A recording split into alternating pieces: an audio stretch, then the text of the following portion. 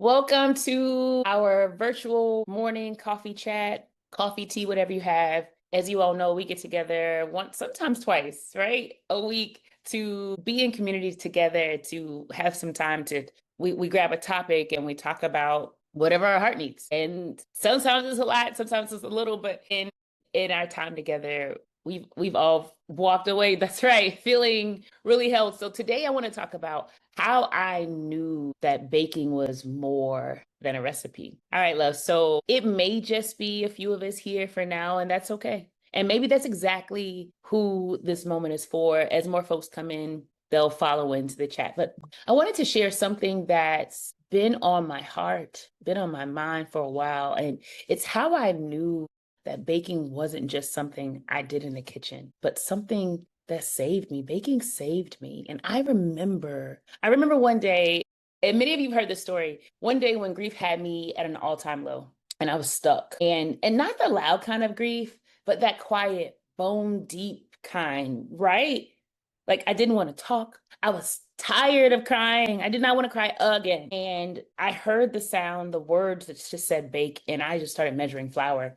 And I didn't have a plan. I didn't know what I was going to make, but it was something about scooping and stirring that felt like prayer. Something about the sound of the oven preheating, it felt like a heartbeat. And I can sit and I can feel that moment. And so when I pulled that cake out of the oven, or maybe it was cornbread, I don't know, but when I pulled it out, I didn't feel fixed, but I did feel held. And that's when I knew baking is a ceremony. Grief needs rituals, and joy can rise just like dough. So whether you're baking through loss or change or burnout or depression or sadness or just life's really sticky and difficult moments, or you might even just be chasing the flavor of somebody that you lost. But whatever that thing is, I want you to know that you're not doing it wrong. Whatever it is that you're doing,